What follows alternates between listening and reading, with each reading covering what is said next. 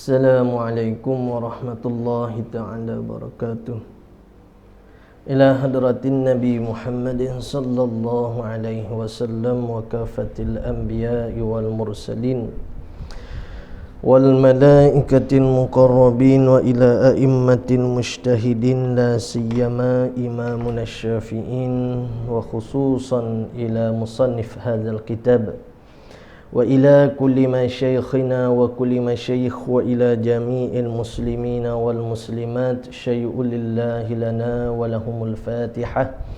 A'udzu billahi minasy syaithanir rajim. Bismillahirrahmanirrahim. Alhamdulillahi rabbil alamin. Ar-Rahmanir Rahim. Maliki yaumiddin. Iyyaka na'budu wa iyyaka nasta'in. Ihdinas siratal mustaqim. Siratal ladzina an'amta 'alaihim ghairil maghdubi 'alaihim waladdallin. Amin. Bismillahirrahmanirrahim. Alhamdulillahi rabbil alamin. Wassalatu wassalamu ala rasulina Sayyidina Muhammadin wa ala alihi wa sahbihi ajma'in. Rabbi israh li sadri wa yassir li amri wa hlul 'uqdatam min lisani yafqahu qawli. Allahumma aftah alaina hikmatak wa anshur alaina min khazaini rahmatika ya arhamar rahimin. Wala hawla wala quwwata illa billahil aliyyil azim. Wala hawla wala quwwata illa billahil aliyyil azim. Wala hawla wala quwwata illa billahil aliyyil azim. Wa sallallahu ala sayyidina Muhammadin wa ala alihi wa sahbihi wa baraka wa sallam. Walhamdulillahi rabbil alamin. InsyaAllah kita sambung kembali pengajian kita Bidayatul Muqtadinin pada muka surat 13. Pada katanya babul haidi wal istihadati wan nifasi. Qala al-musannifu rahimahullahu ta'ala wa nafa'ana bi'ulumihi fid darain. Babul haidi ay hadza babu fi bayanil haid. Ini suatu bab. Bab ni iaitu berhimpun di bawahnya beberapa bahagian ilmu. Berhimpun padanya bahagian ilmu yang di bawahnya itu fasal-fasal. Ini suatu bab pada menyatakan haid. Haid ni maksud katanya darah lah. Haid ni nama bagi darah. Ada perempuan yang datang darah haid, dia panggil haid. Haid ni maksudnya perempuan yang datang darah haid. Begitu juga dengan istihadah. Nama bagi darah perempuan yang datang darah istihadah, dia panggil dengan mustahadah. Nifas, nama bagi darah perempuan yang datang darah nifas, dia panggil nufasa. Tu kita kena faham dulu. Ini suatu bab pada menyatakan haid dan istihadah dan nifas. Tiga ni lah orang perempuan kena reti pada masalah darah. Ada pun pada masalah wiladah, itu semata-mata beranak. Bila perempuan tu kosongnya rahim dia, lepas orang panggil, bila perempuan saat ni tu mengeluarkan anak ni, namanya orang panggil wiladah. Wiladah ni lahirlah kelahiran saat ni. Sama ada dia saat ni tu mengiringi dengan darah atau tak. Kalau lepas pada lahir ada darah hak tu nifas. Masa duk beranak saat ni tu ada darah ke tak ada darah, dia panggil wiladah dah.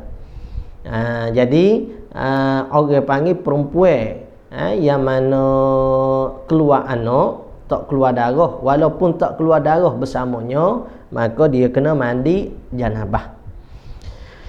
Ini suatu bab pada menyatakan haid dan istihadah dan nifas. Bermula haid itu pada istilah lughah iaitu suatu yang mengalir. Bermula haid itu pada lughah lah. Dalam surat pada lughah. Pada perkataan orang Arab, bahasa orang Arabnya ialah mengalir, ataupun bahasa Melayu, bahasa Arab dianya as-sayalanu. Tiap-tiap benda mengalir dia panggil haid. Hadal wadi idzas sayalan. Tu kita dah ngaji dah sebelum pada ni. Telah keluar haid lah wadi ni, lembah lah, lembah bukit apabila mengalir. Dia panggil haid. Kenapa? Kerana pada bahasa tu haid tu kena pada benda yang mengalir. Pada bahasa as-sayalanu ataupun as-sailan, boleh baca kedua-dua. Dan pada istilah syarak, yakni pada pergunaan bahasa, pada penggunaan ulama fuqaha lah, haid itu iaitu darah yang ada perangai perempuan, maksudnya tabiat. Perangai ni maksudnya tabiat, kelakuan bagi orang perempuan. Sebab itulah bila Sayyidina Aisyah radhiyallahu anha keluar darah ketika mana nak buat kerja haji, jadi dia sedikit orang panggil bersedih lah kerana tak sempat nak sempurna ke ibadat tadi. Jadi Nabi SAW pun sebut kata tak payah sedih lah, kerana benda tu benda yang adat kebiasaan bagi perempuan. Baik. Daripada perangai perempuan dan tempat keluarnya daripada kesudah-sudahan rahim. Kesudah-sudahan maksudnya hok sedalai-dalai, rahim hok paling dalai. Pada ketika sihat badan. Sihat badan ni maksud katanya tidak pada waktu nifas dan tidak pada waktu istihadah. Bukan masuk waktu sihat badan ni, bukan waktu demam, tidak. Tu penggunaan bahasa yang digunakan oleh pengarang kitab ni kan. Jolalah seperti mana hak diguna dalam kitab orang panggil Sabilal Muhtadi, hak kita dok baca tu. Sebab boleh dikatakan samalah sebab pengarang dia sama. Pengarang ni Syekh Al-Banjari, walaupun tak disebutkan nama pengarang kitab Bidayatul Muqtadi kita ni, tapi kata setengahnya Syekh Al-Banjari. Tu yang bagi Sabilah juga. Jadi haid tu gapo? Damu jibillatin yakhruju min aqsarahimil mar'ah. Dalam kitab dia hak tebal sikit dia sebutlah kau Arabnya darah perangai, darah kebiasaan ataupun adat bagi perempuan yang mana keluar daripada sedalai-dalai rahim. Sebab tu kita dah bahas orang perempuan kalau katalah dituala dia tu tak ada dah darah, jangan terus solat, kerana kemungkinan darah saat ni tu masih ada di dalam yang kita panggilkan dengan apa dah? Fatrah. Dia ada fatrah, dia ada nakok. Fatrah ni maksudnya di luar tak ada, tetapi kalau kita ambil ke kapas, kita masukkan sedikit, masukkan sedikit saja. Kalau ada lagi darah, maka dipanggilkan fatrah, yang mana dihukumkan dengan haid. Ada pun kalau di luar tak ada, di dalam pun tak ada, dia panggilkan nakok. Nakok ni terkadang dihukumkan dengan haid juga. Tak ada darah pun hukum haid juga. Tu tengok keadaan lah. Seperti di antara hak disebutkan hak dalam Sabilah, hak kita dah ngaji dah tu, syaratnya dia berada dalam tempoh 15 hari dan berada di antara dua haid. Maka hak suci daripada haid saat ni tu, hari pertama datang, hari kedua datang, hari 3-4 berhenti, 5 datang, 3-4 hak dikata tak datang darah tu nakok, dihukumkan dengan haid juga. Tapi kita bila dah darah berhenti, kita kena semaya je lah. Kena mandi, dia kena solat. Baik sesasi ni.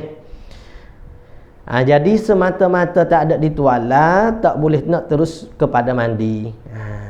Hak ni hak orang berjuruh lah, hak muslimat berjuruh, hak tak berjuruh tu ada tak ada, ya tak semaya, tak mandi juga. Ni hak kita kecek hak masalah hak demo berjuruh. Demo terus nak mandi, nak solat, tak boleh.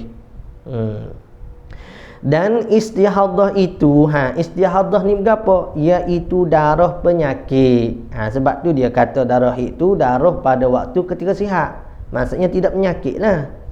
Ketika darah penyakit, tempat keluarnya daripada hujung urat yang hampir rahim.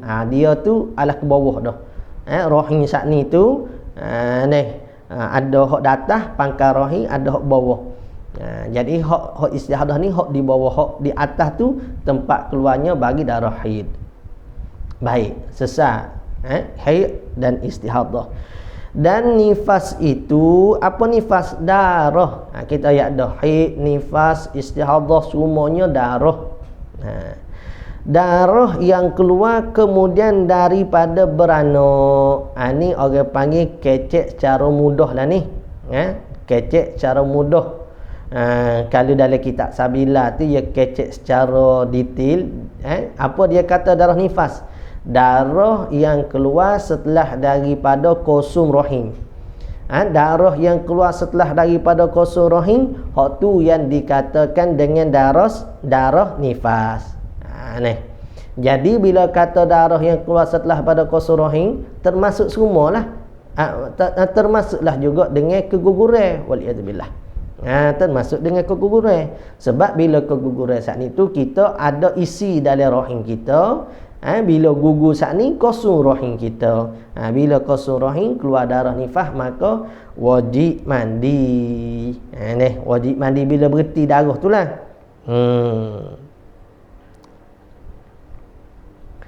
Jadi masalah nifas ni, kita kena faham. Bila kata kita beranak, tak keluar darah, kena mandilah. Kena mandi, kena solat. Bila kita beranak, keluar darah, jangan mandi lagi. Sebab keluar darah tu, nak mandi apanya? Muka nifas. Nifas tak mengangkat hadas. Kalau kita mandi pun dia tak mengangkat hadas kita tu. Sebab hadas tu masih berkekalan lagi. Begitu jugalah dengan istihadah tadi. Tak boleh kita nak meniat mengangkat hadas. Istihadah, sil baul, tak boleh niat nak mengangkat hadas. Niat ambil wuduk sajalah. Bagi orang istihadah, bagi orang yang sil baul, maksudnya hadas dia tu duduk berterusan. Cuma siapa waktu dia kena semaya. Maka masa ambil wuduk saat ni tu, bagaimana dia kena niat? Jangan niat mengangkat hadas. Baik. Dan nifas itu darah yang keluar kemudian daripada beranak, lepas pada kita selesai beranak. Kosong rahim. Kalau katakanlah ada lagi anak dalam perut, maksudnya kembar. Anak pertama keluar, anak kedua tak keluar lagi. Keluar darah, maka darah tu tak dipanggilkan dengan darah nifas. Sebab apa? Sebab rahim kita belum kosong lagi. Rahim kita belum kosong lagi. Bermula sekurang-kurang umur perempuan itu ialah 9 tahun. Jadi kalau kata darah tu mari sebelum pada umur 9 tahun, tak dipanggil ke darah tu darah haid.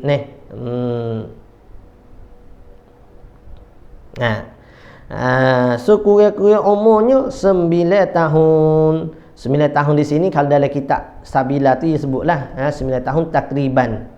Takriban maksudnya berlebih kurang. Maksud berlebih kurang di sini, kalau 14 hari nak cukup 9 tahun pun, kalau keluar darah, hak tu dikira darah haid dah juga. Sini muka kitab nipis, dia tak kecek bahasa panjang lah. Jadi orang panggil 2 minggu nak cukup 9 tahun. 8 tahun, 11 bulan, 16 hari ke atas. Keluar darah, maka darah tu boleh dihukumkan dengan darah haid. Adapun kalau darah mari sebelum pada tu, tak boleh kita nak hukumkan darah haid. Lepas tu panggil darah apa? Darah istihadah. Ada setengah kata dipanggil dengan darah fasad. Ada setengah kata sama saja istihadah ke fasad ke, cuma khilafnya pada lurah, pada sebutan saja. Maksudnya darah tu darah rosak yang tak boleh nak diambil buat kira. Sebab itulah bila anak kita lahir, orang tua lah, dia kena tanda tarikh lahir anak kita saat ni. Tanda tarikh lahir anak tu supaya apa? Supaya boleh tahu ke masalah hukum saat ni. Masalah hukum balik dia tu bila adakah darah yang datang ni boleh dihukumkan darah haid atau tidak. Kalau katalah tak sampai umur 9 tahun takriban keluar darah, maka darah tu tak boleh dihukumkan dengan darah haid lagi, maka kena solat. Baik, jadi darah hok mari sebelum pada darah haid ni dia panggil darah fasad. Setengah ulama kata, setengah kata istihadah juga. 9 tahun dan sekurang-kurang masa haid itu sehari semalam. Masa bagi datang darah haid ni sehari semalam. Maksudnya darah haid kalau kata tak sampai sehari semalam, itu bukan darah haid. Ni kita datang darah tak cukup sehari semalam. Sehari semalam ni maksudnya 24 jam. Tu maksud kata sehari semalam. Kalau tak cukup 24 jam, maka darah yang keluar tu tak boleh nak dihukumkan dengan darah haid. Jadi katakanlah kita baru datang darah, keluar darah 10 jam lah katakanlah, tiba-tiba berhenti darah. Di dalam tak ada, di luar tak ada, maka pada waktu tu kita kenapa? Kena mandi ke? Tak payah mandilah sebab darah tu bukan darah haid. Perlu disucikan saja, ambil wuduk, dia kena qada semaya hok kita tinggal tadi. Kita tinggal tu kerana anggap kata dia haid, rupa-rupanya bukan haid. Sebab apa? Sebab tak cukup 24 jam. Syarat bagi haidnya sekurang-kurang dia 24 jam. Sebanyak-banyaknya 15 hari 15 malam. Iaitu 24 saat bahasa Arab. Saat ni maksudnya jam lah. Kalau bahasa kita saat ni, saat ni 10 minit tu. Saat di sini maksudnya saat pada bahasa Arab, iaitu jam. Dan sebanyak masa itu 15 hari 15 malam. Nak kira macam mana 15 hari 15 malam? Kira daripada awal datang. Kalau datang malam, kira malam lah. Kalau datang pagi, kira dengan pagi. Katakanlah datangnya 12 malam. Maka kira sehari itu dengan siapa 12 malam. 12 malam, hok esok ke tu pula. Betul tak? 12 malam ni, katakanlah satu pagi ni datang. Pukul 1 pagi. Maka nak kira 24 jamnya, kena 1 pagi ni pula. Kalau 1 tengah hari, dia baru 12 jam. 1 pagi ni pula baru 24 jam. Baru dikirakan sehari. 15 hari, 15 hari kira gitulah. Jadi bila lebih daripada hari ke-15 tu 1 pagi tu, masuk hari ke-16 saat ni tu, lebih daripada pukul 1 mari lagi darah. Tu ada masalah istihadah. Boleh ni? Jadi hak demo dok mengaji dah dengan kita, hak dok dengar dah apa semua tu boleh faham dah ni. Ni sekadar ulang kaji balik. Ni. Bila siapa bab dia agak kita boleh ulang kajilah. Dan sebanyak-banyak masa itu 15 hari 15 malam. Dan pada kebanyakan perempuan itu rolik kebiasaan orang perempuan mari darah haid ni berapa hari? 6 hari atau 7 hari. Jarang nak ada 15 hari mari straight tu jarang. Rolikkannya 6 hari 7 hari. Kalau mari 6 hari, maka suci dia 24 hari sebulan. Kalau mari 7 hari, maka suci dia 23. Dalam kitab kata 3 lekor. 3 lekor ni 23 lah.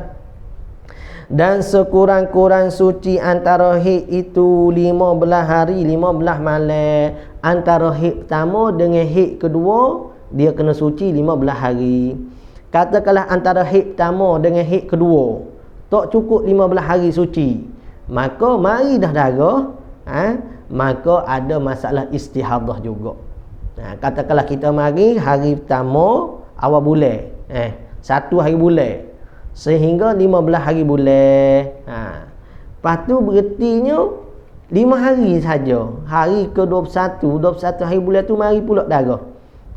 Maka pada waktu tu dia ada masalah istihadah. Lagu mana? Tak ada lagu mana lah, kena mengaji bab istihadah lah pula. Lepas tu dia mau nanya lah tu. Lepas daripada 15 hari 15 malam, darah tu tak boleh kita nak hukum ke istihadah. Lepas 15 hari 15 malam ada masalah istihadah. Hok mana so istihadah? Kita kena tengok alamat dulu.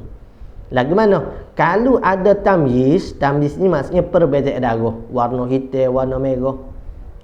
Kalau hak warna 15 hari hak awal tu lebih hitam, lebih pekat, maka hak tu lah hak kemudian tu istihadah. Tapi kalau katakanlah hak kemudian tu lebih kuat daripada hak sebelum, maka hak kemudian tu dikira ke haid, hak sebelum tu dikirakan dengan istihadah. Boleh faham ni? Kalau dalam tempoh 15 hari, maka semuanya dikira ke haid berlaku lagi.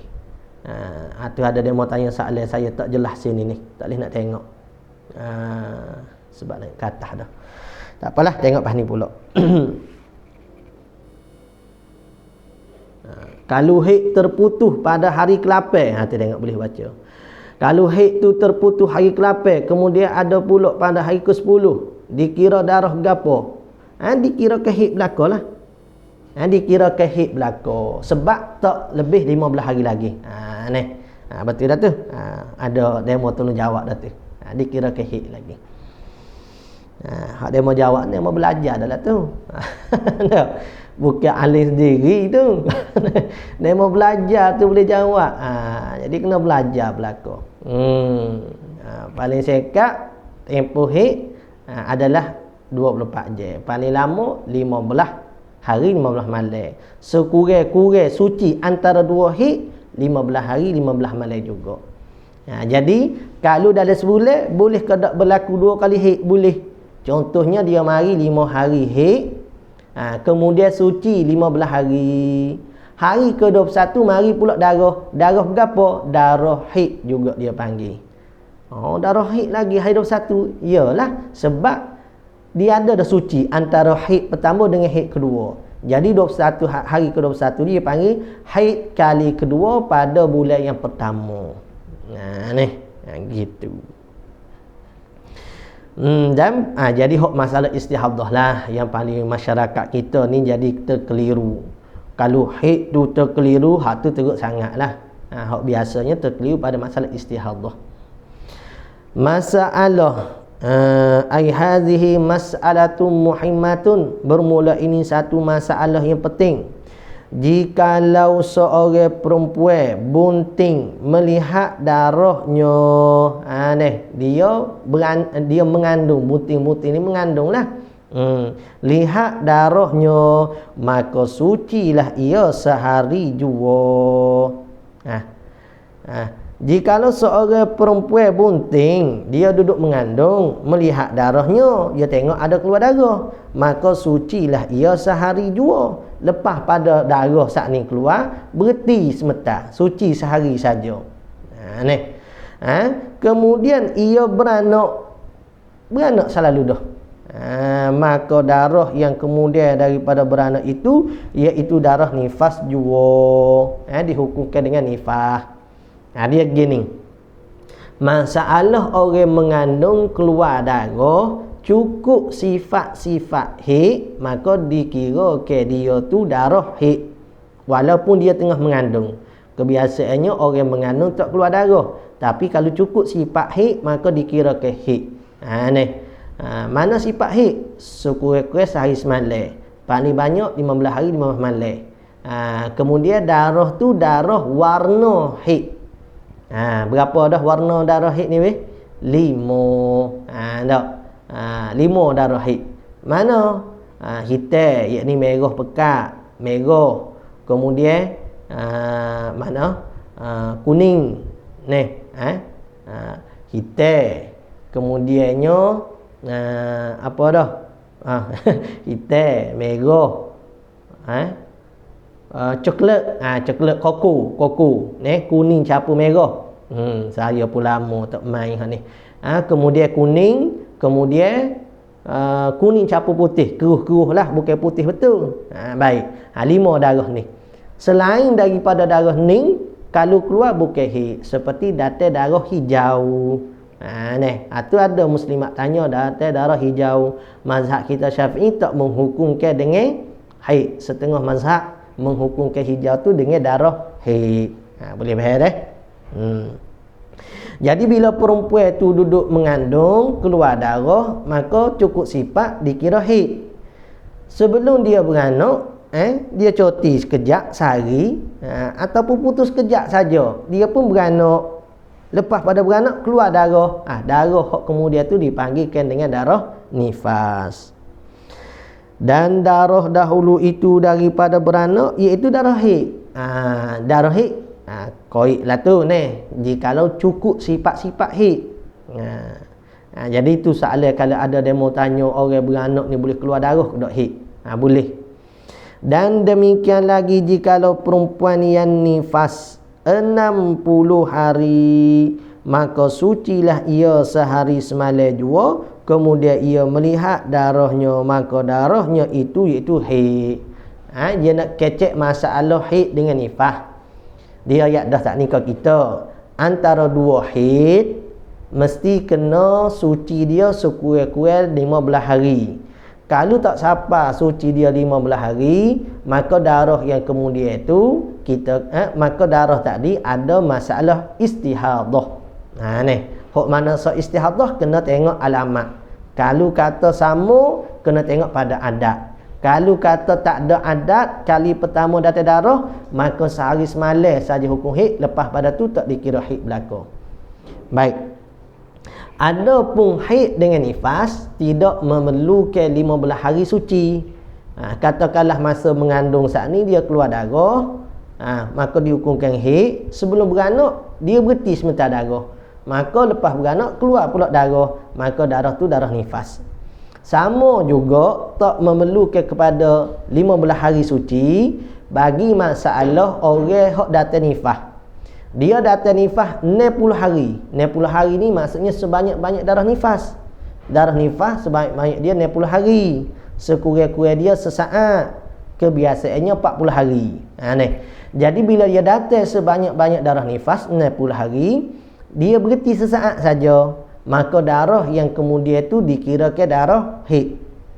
Tapi kalau kata tak berhenti 60 hari, mari lagi straight, ada berlaku masalah istihadah. Baik, selesai situ. Jadi nak ayat kata antara haid dan nifas, nifas dan haid tak memerlukan kepada 15 hari cuti. Cuti ni suci lah. Kalau haid dengan haid, dia kena sekurang-kurang 15 hari suci, barulah hak kedua tu boleh hukum haid juga. Kalau kata tak sewi sekurang-kurang 15 hari suci, tak ada masalah, dengan syarat masih dalam lingkungan 15 hari. Contoh 5 hari ni datang darah, 5 hari suci, 5 hari datang pula darah, maka tu semua dikirakan haid, kerana masih lagi dalam lingkungan 15 hari. Yang kita kata kena suci 15 hari ni, sekurang-kurang suci 15 hari ni kalau antara haid dengan haid yang kedua melebihi 15 hari waktu dia, maka dia kena ada sekurang-kurang suci 15 hari. Baik. Kalau hak jenis kali pertama kita dengar bahasa ni pening lah ni. Kalau hak biasa duk dengar dah tak pening dah, insya-Allah. Boleh mengajar dah. Faslun pada menyatakan haram sebab sesat, ia tak kecek panjang ni. Bermula haram. Haram ni apa? Buat dapat dosa, tinggal dapat pahala. Jikalau diniat kerana Allah, ma yusabu ala tarki, diberi pahala kerana tinggal, wa yu'aqabu ala tarki, dijanji seksa kalau buat. Itu haram. Bermula haram dengan sebab haid dan nifas itu 10 perkara. 10 perkara ni hak haram orang haid dengan orang nifas. Pertama, sembahyang.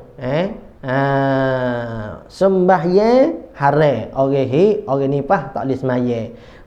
Jadi orang nifas ni tak disuruh sembahyang, dia tak disuruh qada ke sembahyang. Tu kita ngaji lepas ada. Orang nifas kalau dia nak qada sembahyang hukumnya haram. Setengah kata makruh. Ada pun masa haid tu dia nak sembahyang, tu haram lah. Tak boleh semata-mata orang nifas nak sembahyang masa datang nifas haram.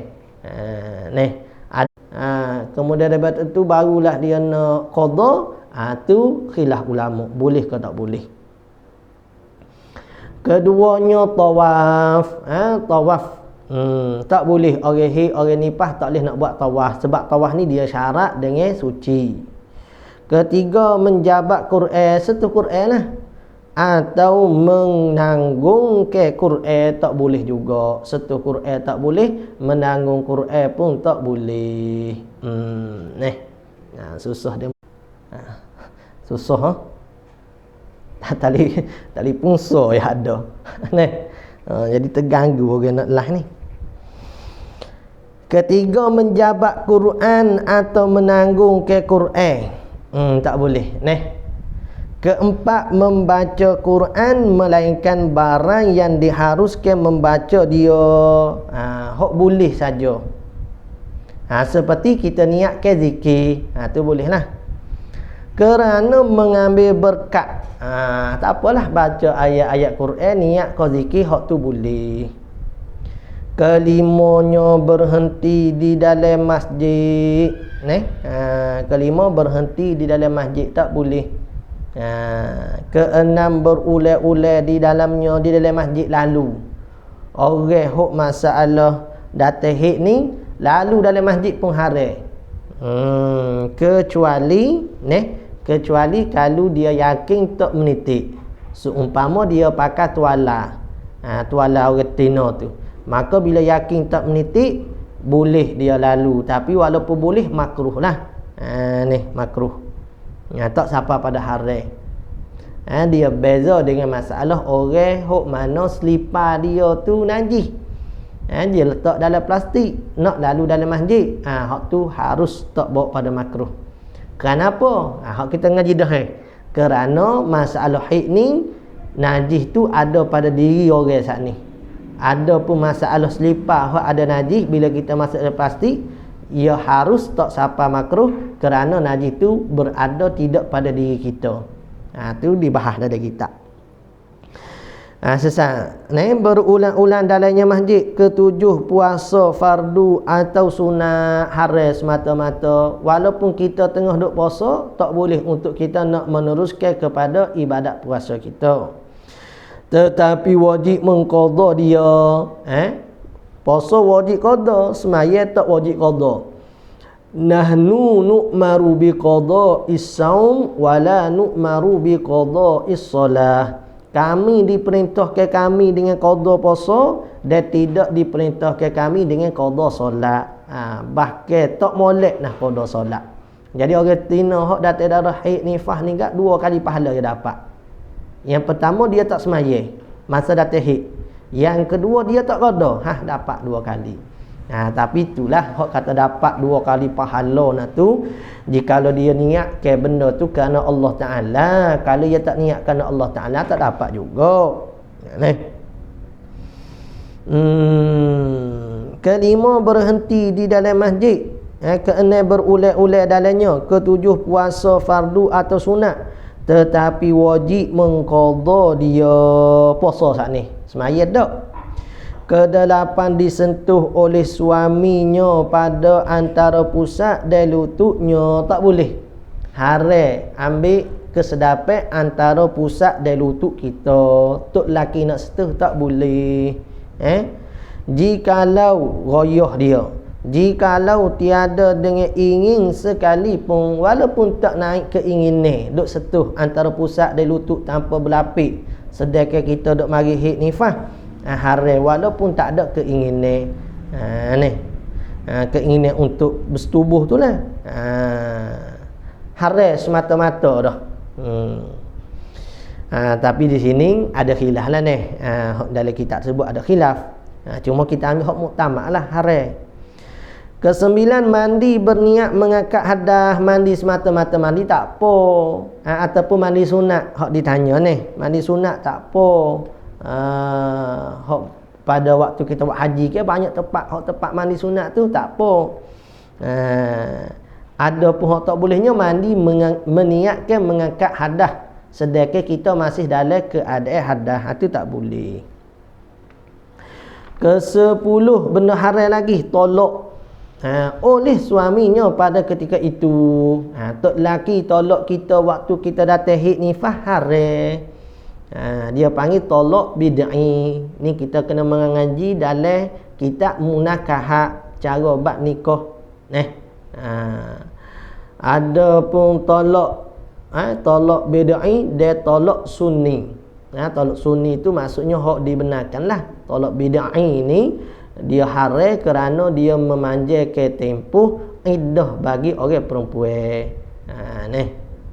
Jadi kalau tolak dah, sunat rujuk balik. Sunat rujuk balik, tunggu habis haid baru tolak. Gitu. Tapi bilangnya tolak tu jadi. Bilangnya tolak masa kita duk haid tu, orang jatuh pergi duk tolak, jadi terbilang dah tolak.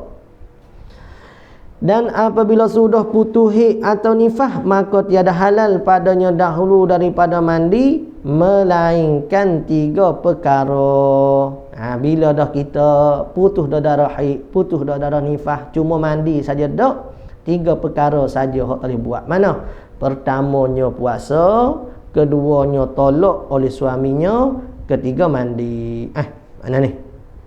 Tiada halal padanya dahulu daripada mandi melainkan 3 perkara. Maksudnya benda lain tak boleh buat. 3 perkara ni saja boleh buat kalau orang tina belum mandi lagi. Belum mandi daripada dia putus darah haid, dia tak mandi lagi. 3 perkara ni saja boleh buat. Mana? Puasa. Jadi kalau kata kita putus dah darah semalam, nak pergi mandi selalu rasa malas. Tak, tiba-tiba bangun, orang panggil kita niat sajalah. Kemudiannya bangun pagi tu kita tak mandi lagi. Maka pada waktu tu puasa kita sah. Tolak pun sah walaupun tak mandi lagi. Ketiganya mandi. 3 perkara ni sajalah boleh buatnya sebelum pada mandi. Dalam kitab kata 2 perkara saja. Maksudnya mandi tu tak kira lah. Moga mandi tu benda hak memang nak kena buat. Jadi bila mandi barulah halal segala perkara. Sebelum mandi tak halal lagi. Kecuali puasa dan tolak saja boleh sebelum pada mandi. Sesat di situ. Qala al-musannif rahimahullah taala, faslun pada menyatakan istihadah, iaitu darah penyakit. Bermula tiada haram pada orang istihadah barang yang haram pada orang haid itu. Tu kita kena gerti benda hak diharamkan atau orang haid berapa saat ni, 10 perkara ke berapa. 10 perkara.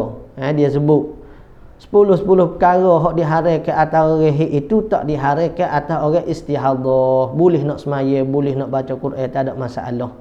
Dia supaya orang jatuh ni enggak, dia sil bau lah dia panggil, kecing dedah.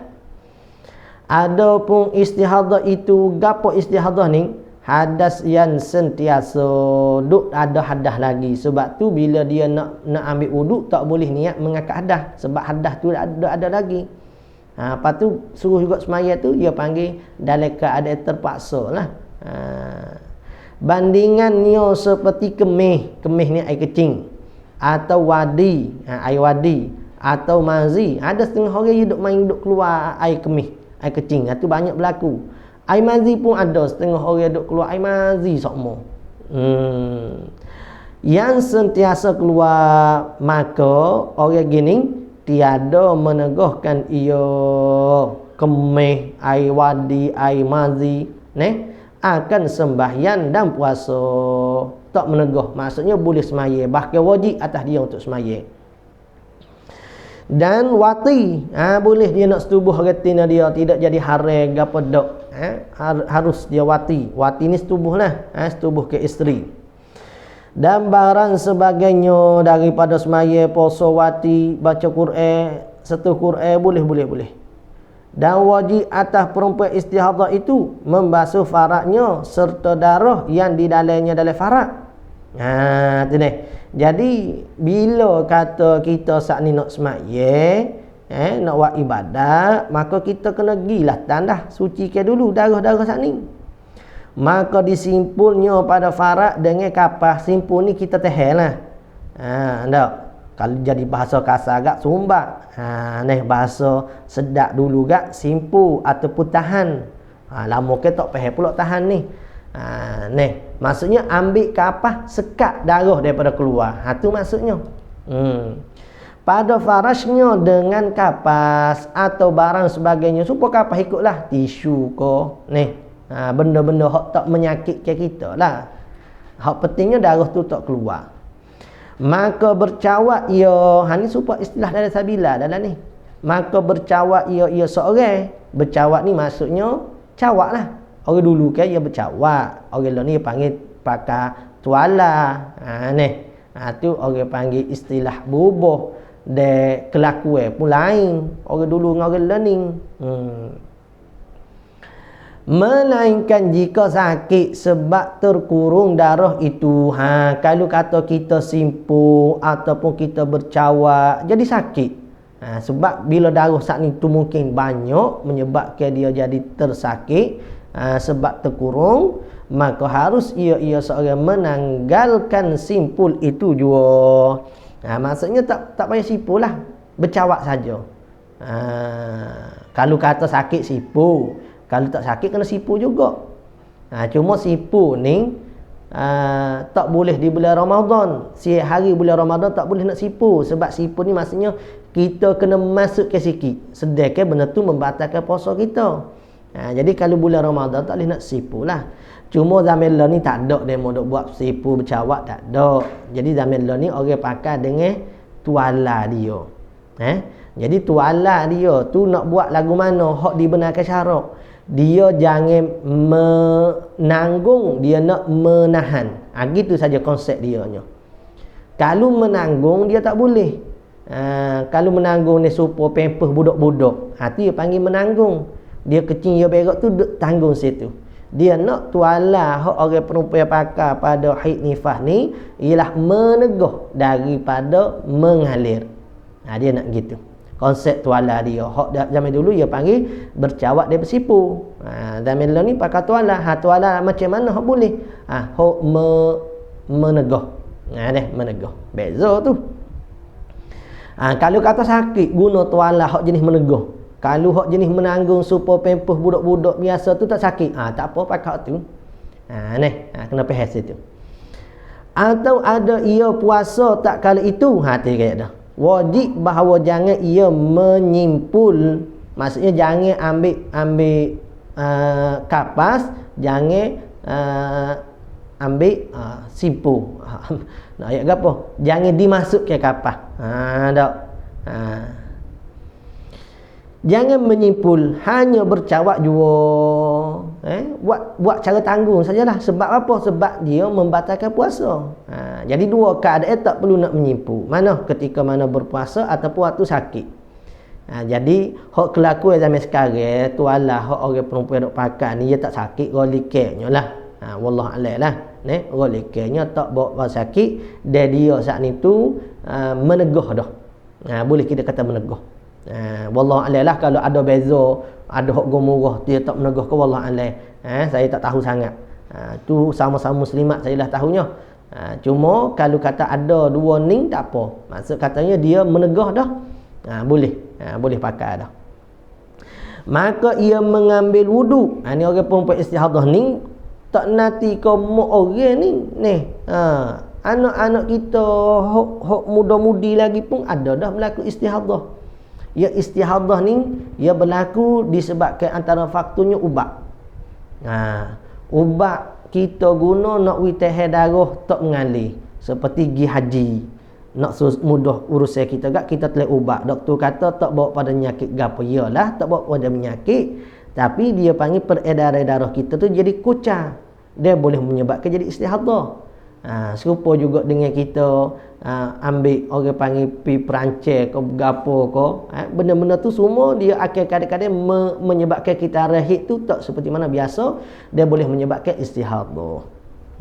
Ni kadang-kadang faktor makanan, faktor cuaca, tu tanya doktor lah. Dok, kalau saya semua tahu dan saya ayat berlaku tetap tu gak, tak leh dah orang lain nak kerja doktornya. Ambil bidang masing-masing lah. Jadi ayat katanya tu di antara faktor-faktor dia. Jadi hak kita tanya doktor tu jangan tanya selamat ke dok. Doktor tu kata selamat kalau benda tu tak berbahaya. Cuma tanya kitare haid saya ni adakah jadi berubah ataupun jadi masih sama? Tanya gitu kalau kata saya tak nak jamin tu. Tu kita kena beringat sebab apa bila berubah ni susah sangat-sangat. Dah susah. Orang hak berlaku tahulah susahnya lagu mana. Maka ia mengambil wuduk atau tayamum pada tiap-tiap fardu. Jadi po tayamum biasa. Tayamum tu ngati bagi wuduk kalau tak ada air. Jadi nak ayat kata sekali solat fardu sekali. Maksudnya bila isyak dia kena kita dah pulak. Tapi kena tunggu masuk waktu dulu. Dah masuk waktu kena gitan dah, kena saling hok lain, kena cuci hok darah-darah hok ada lagi, ambil wuduk kena terus pergi sembahyang. Kalau duk tunggu jemaah tak apalah. Tu nak kata dia rumit. Jadi jangan kita mikir semata ya. Mudah weh buat ibadat haji ke umrah kalau tak mari darah gapo semua. Patut telai ubat. Ataupun mudah sikit tak anak ni tak lahir dekat-dekat kita pun telepon Perancis kau sutik kau bergapo lah menyebabkan kita arah kita tu kita tak tahu ia jadi berubah. Masalah faktor agama kita pula jadi susah walaupun tak bawa pada penyakit tapi jadi menyusahkan kita lah sikit tu. Siapa dia senang gitu ibarat supaya jatuh dia panggil sisil bau duduk air kecing tu dia panggil duduk menitik. Walaupun tidak menitik sokmo, dia jari-jari dia menitik. Jadi susah nak buat ibadat. Kalau nak semaya kena buat mula. Susah. Bukan bagi mudah. Dan jadi kena memikirlah tu orang muslimat tu kena beringat-beringat kena oyak ke anak cucu anak menantu kita etek. Ni hok mocik-mocik dah lah. Dak hok kita ni hok duk mari lagi tu kena beringat ke diri kita. Ni kena beringat kata nak telak ubat ke gapo walaupun doktor kata selamat kena tanya etek kita hit kita tu adakah akan stabil juga ataupun jadi kucar. Kalau jadi kucar wajah tak payahlah. Nasihat awal. Penat saya nak angkat telefon. Penat saya nak balas WhatsApp pula. Dan demikian lagi. Zaman dulu ni kalau ada orang yang masalah hit ke istiadah saya suruh tengok pengaji lepas-lepas je lah. Malah nak jawab ni. Susah. Kalau hak mudah tak apa kita boleh jawab je. Kalau hak susah kita pun kena mikir dan ada beberapa masalah kadang-kadang kita pun tak teringat juga. Sedangkan kita banyak perkara lagi nak buat. Jadi kita sama-sama tolong dengan cara mana? Jangan duk menyusahkan diri kita. Jangan dak ambil ubat ke gapo ataupun benda-benda hak menyebabkan kita hak kita jadi beronak. Dan demikian lagi wajib ia segera mengerjakan sembahyang. Kena pergi sembahyang selalu dah. Kan nak tunggu Jumaat tak apa. Tetapi tiada mengapa lambat kerana maslahah sembahyang mana seperti menutup aurat. Ialah lepas pada yegitan dah diambil sembahyang nak tutup aurat pula orang tina atau menanti kerana berjemaah. Nak tunggu orang susah, nak tunggu orang komat. Tak apa hak tu. Syaratnya dia selesaikan menentu setelah daripada masuk waktu. Jangan hidup buat sebelum masuk waktu. Meta ke dia orang berjuruh orang mari awal masjid, dia selesaikan benda tu sebelum pada masuk waktu. Lepas tu mari masjid tak masuk waktu lagi dia ju azan, dia ju baguslah. Maksud katanya jangan begitu. Maksud katanya kena tunggu masuk waktu dulu baru buat KJS saat ni. Menyuci ke saat ni. Atau barang sebagainya dan demikian lagi wajib padanya mengambil wudu dan membaharu bercawak. Bahasa dulu deh cawak ni. Dah mau keliru pula apa pula cawak ni ustaz. Sekarang kat tualak lah. Pada tiap-tiap sembahyang. Banyak habis duit tu. Garu pala tu lelaki kita tu. Garu pala. Dah 5 waktu 5 kali nak kena tuala baru. Ni. Gak benar-benar tu tak murah mahal. Jadi maksud kata kita kena mikir dah tu, mikir banyak-banyaknya buat mudah supaya hamba ayat sat ni lah. Jadi buat mudah nak telai ubak kau gapo kau jangan. Tu ada saja dia mau menanya, dia mau pi Perancis. Pun ada dia menanya, kita ada jadi berubah. Hak ambil ubat masa pergi umrah haji, pun ada dia menanya. Kita ada jadi berubah. Tu ya kita budak contoh ni sebab ada dia mau menanya dah. Tak. Gak dia mau makan benda tu, muka doktor kata tak ada masalah. Tak ada masalah pada masalah kesihatan biasa. Iyalah hak tu tak apalah. Hak ni. Doktor kata tak ada masalah. Hak masalahnya saya nak jawab ni. Ustazah dia pula nak susah jawab tu. Kita pula susah pula nak cari ke masalah. Beringat awal lalu dah. Dan membaharu cawak pada tiap-tiap sembahyang. Tu susah kau tak lelaki pula nak kena keluar duit ataupun kita sendiri duk guna duit kita kau. Banyak. Syahdan hukum silsil baul dan silsil wadi. Silsil ni maksudnya duk mari sokmo. Duk mari sokmo air kecing, duk mari sokmo air wadi, silsil mazi, duk mari sokmo air mazi. Itu seperti hukum istihadah jua pada segala perintah yang tersebut itu. Lagu mana? Dia mau duk telefon sokmo. Lagu mana? Iaitu dia kena masuk waktu, kena basuh dulu, kena bercawak, pakai tuala, barulah ambil wudu. Tu cara dia ni. Lepas tu kena terus kepada solat. Faslun, pada menyatakan nifas, bermula sekurang-kurang nifas itu sekejap jua. Sekurang-kurang nifas tu lagu mana? Sekelip. Sekejap ni maksudnya sekelip. Tu. Seperlu dah, selahzah. Dan sebanyak-banyaknya lamanya 60 hari 60 malam. Tu sebanyak-banyak nifas. Dan adalah kebanyakan perempuan nifas itu 40 hari. 40 hari. Selesai situ. Sebermula haram, gitu deh bahasa dia. Bermula haram pada perempuan nifas itu barang yang haram pada perempuan haid, samalah seperti yang telah tersebut itu. 10 benda haram berlaku ke dia. Syahdan tambah kata wajib pada segala perempuan yang baligh atau belum baligh mengetahui segala hukum ini. Wajib nak kena ngajar anak tina kita. Kalau cik abang tak mengajar, kita lah kena mengajar. Tak apa Ustaz, kita atas sekolah dah. Atas sekolah dah. Ngaji pada air dah. Bukan nak ngatur ni. Tapi golek hak kebanyakannya tak mendalami sangat bahagian ni. Itulah wallahu a'lam lah. Sukata pengajian itu setara mana saya tak tahu. Tapi purata hak saya bila pergi buat daurah pengajian ni, di pengajian sekolah-sekolah agama dah ni, bukan hak kebangsaan apatah lagi. Warna darah haid pun ramai hak adik-adik muslimat dia tak tahu. Tu hak best student tak best student pun ada ni. Jadi maksud katanya kita lah kena ambil cakna, kena menanya khabar. Sekurang-kurang haid tahu. Kalau sebanyak suka ke suci, tu biasa hak ramai tak tahu. Kalau sebanyak-banyak suka ke haid tu tak tahu, hak tu penat sangatlah. Tu ibu bapa rumah tu kena tahu, kena ambil cakna etek. Kena ada kelas-kelas tafakuh etek. Jangan duk cukup dah kita lepas dah ke ustaz sekolah tu. Jangan. Kadang-kadang ada sukata dia sendiri sekolah-sekolah ni pun. Kadang-kadang dia anggap kata pelajar dah mahir dah bahagian ni pada ain ni mungkin. Dan wajib atas walinya. Wali ni kita lah, orang jatuh lah, terutamanya pok ni, mengajarkan hukum yang demikian itu. Dan jika ada suaminya alim, maka wajiblah ia perempuan tu, ia suami mengajarkan isterinya. Wajib kena ajarkan bini. Dan jika tiada ia tok lelaki tu alim, tak pandai, dia pun tak pandai, maka wajiblah perempuan itu belajar orang yang mengetahui. Wajib kena pergi ngaji.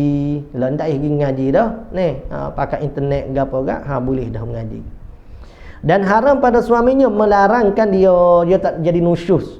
Kita pergi keluar, tok laki tak izin, kita mungkin nak keluar ngaji fardu.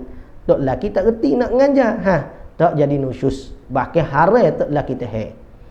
Belajar, melainkan jika suami hendak belajar, maka haruslah ia suami melarangkan dia isteri.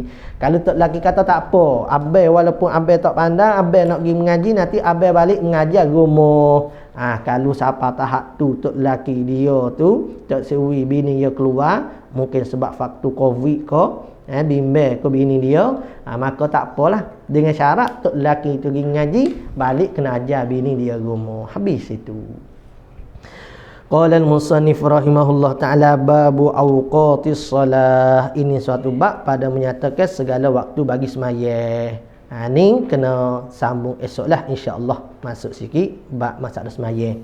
Awqatis salah ni maksud katanya di antara syarat sah sembahyang. Syarat sah sembahyang mengetahui masuk waktu. Jadi ramai lagi di kita ni tak berapa nak faham mana. Lagu mana kata mengetahui masuk waktu ni, insya-Allah sambung pada esok. Wallahu a'lam.